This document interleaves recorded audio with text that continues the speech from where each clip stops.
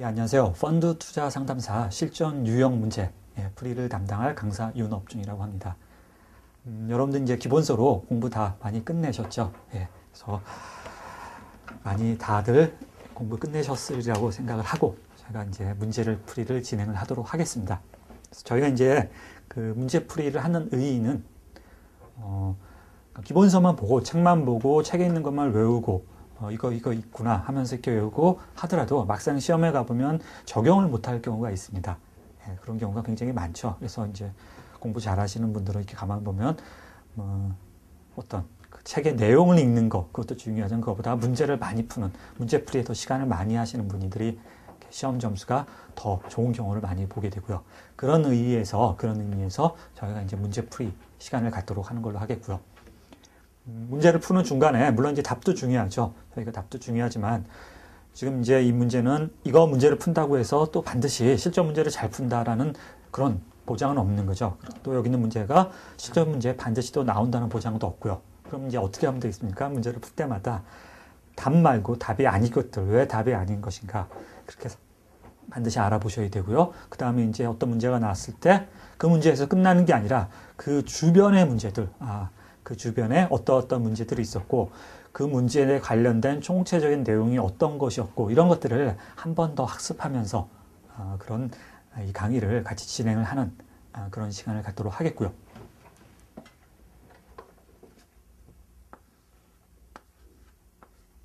(03페이지) 1번 문제 한번 잠깐 살펴보도록 하겠습니다. 다음 중 집합투자의 특성과 거리가 먼 것은 그랬고요. 집합투자, 소위 말하는 펀드, 자금을 모아서 여러 사람들이 자금을 모아서 대신 펀드 매니저가 대신 투자를 하는 거죠. 그렇기 때문에 여러 가지 특징들이 있습니다. 그래서 뭐 간접성이라든가 또는 펀드를 갖다가 운영을 해가지고 운영 실적, 그 펀드가 10% 이익이 나면 그 10% 이익은 다 누구한테 돌려주는 겁니까? 펀드 운영자, 펀드 매니저가 갖는 게 아니라 투자자한테 돌려주는 거죠. 반대로 펀드가 10% 손실이 나면 그 손실은 다 누구한테 책임이 있습니까? 투자자한테 책임이 있는 거죠. 그래서 펀드를 투자할 때도 직접적으로 우리가 주식을 투자하는 것과 마찬가지로 조심해서 신중하게 생각하고 투자해야 된다. 그런 얘기가 되겠고요. 그런 어떤 원칙적인 내용을 머릿속에 담고 문제를 살펴보도록 하겠습니다.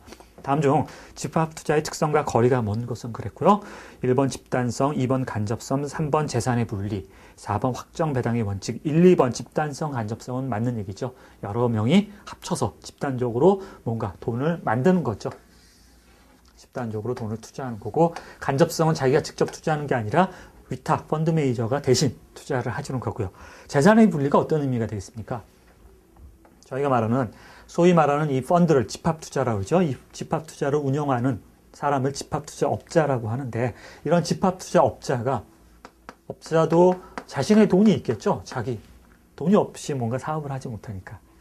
자신의 돈이 있으면 이 자신의 돈하고 투자자들이 낸 돈하고는 섞이지 말아야 된다. 이런 것들이 일종의 재산의 분리다. 이렇게 알아두시면 되겠고요.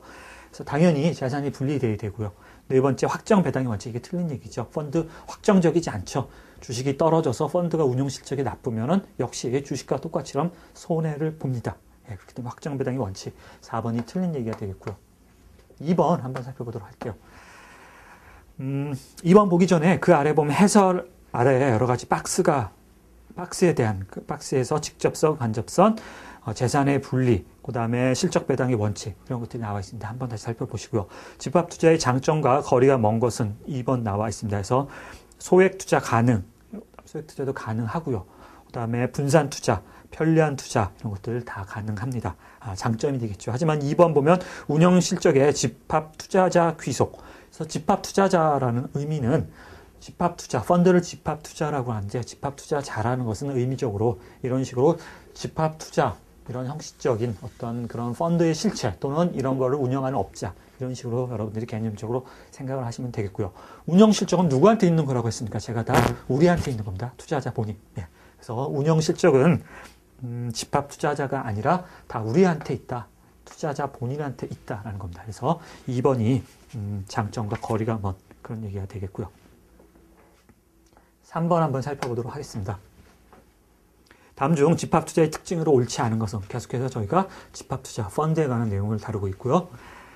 1번 자금 제공자와 자금 운용자가 분리되고 자금은 집합되어 운용된다. 했던 얘기고요.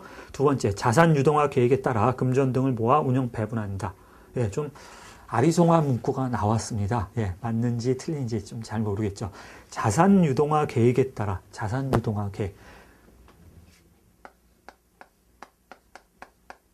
어떻게 보면 지금 여기 펀드하고는 직접적으로 상관이 없는 그런 얘기가 되겠고요. 하지만 자산 유동화라는 말은 신문지상이라든가 또는 금융 어떤 자격증을 공부하신 분들은 많이 들어봤을 겁니다. 오히려 그런 게 더 헷갈리는 거죠. 아예 안 들어본 용어가 나오면 틀린 거로 바로 그럴 텐데 뭔가 이렇게 들어본 용어가 나오면서 뭔가 했을 때는 솔깃합니다. 예, 그렇기 때문에 이런 것들을 주의를 하셔야겠고요. 자산 유동화는 예를 들어서 한번 살펴볼게요.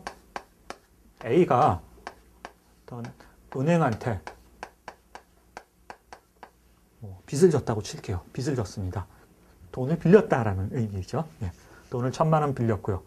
그러면 은행이 이제 돈을 지면서 은행은 A한테 돈을 빌렸다라는 어떤 돈을 받아야 될 권리가 있는 거죠. 은행은요. 당연히 1,000만 원을 갖다가 나중에 이제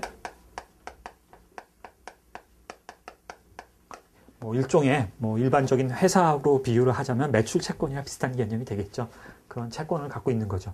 근데 이제 은행 입장으로는 이걸 갖다가 계속 갖고 있어도 되지만 이거를 은행 입장으로는 여러 가지로 예를 들어 바로 좀 은행도 돈이 좀 필요할 때가 있고 또는 이 사람이 좀 돈을 안 줄 수도 있으니까 그런 위험도 좀 있을 수도 같고 여러 가지로 좀 위험이 좀 있을 수가 있고 하니까 여러 가지로 이거를 갖다가 이 권리를 은행 입장으로 보면 권리죠. A한테 1,000만 원을 받을 수 있는 권리를 유통시키는 겁니다. 이 권리 자체를 누구한테 이런 것만 전문적으로 사는 사람들 그래서 이런 권리를 다시 유통을 시키는 겁니다. 내가 이 사람한테 이거 받을 권리가 있는데 이런 권리를 네가 대신 좀 사줘.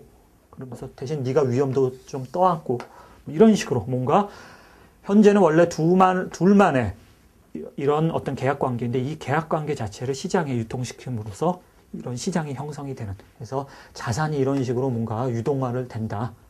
왔다 갔다 한다. 개념적으로 이렇게 생각해 두시면 되겠고요.